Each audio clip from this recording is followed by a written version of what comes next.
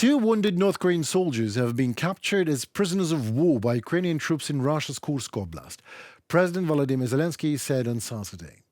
The two men are now in the custody of the Security Service of Ukraine in Kyiv.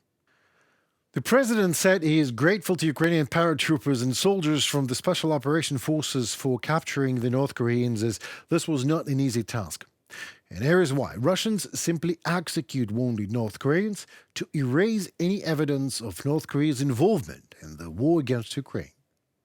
The Ukrainian intelligence service said in a statement that the prisoners were captured on 9th January and immediately after were provided with all the necessary medical care as stipulated by the Geneva Convention and taken to Kyiv. They are being held in appropriate conditions that meet the requirements of international law, intelligence services statement reads. President Zelensky also posted 4 photographs alongside his statement. 2 show wounded men.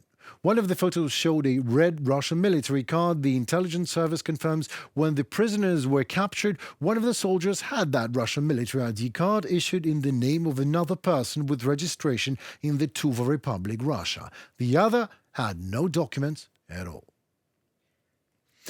The soldier with the ID card told security personnel that he had been issued the document in Russia during the autumn of 2024.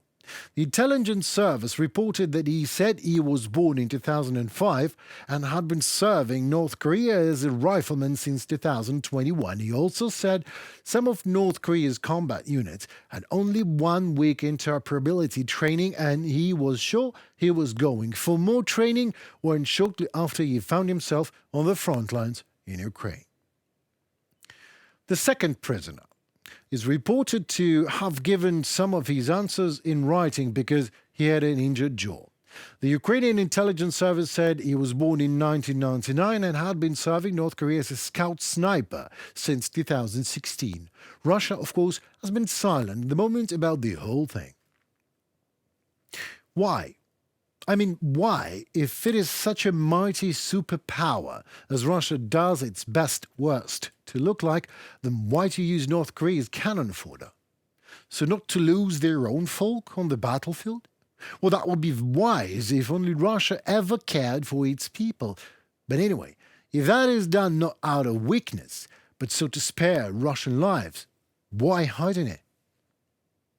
Russians are trying to hide the fact that these are soldiers from North Korea by giving them documents claiming they are from Tuva or other territories under Moscow's control. However, these people are actually Koreans. They are from North Korea. Volodymyr Zelensky, President of Ukraine. But it's nothing new. Since 2014, Russian forces operating in Ukraine, despite Kremlin denials, were sent without any identifying markings on the uniforms. Last year, when dictator Putin was asked about Russia using North Korean troops in its war in Ukraine, he did not deny it. He said it was Russia's, I quote, sovereign decision.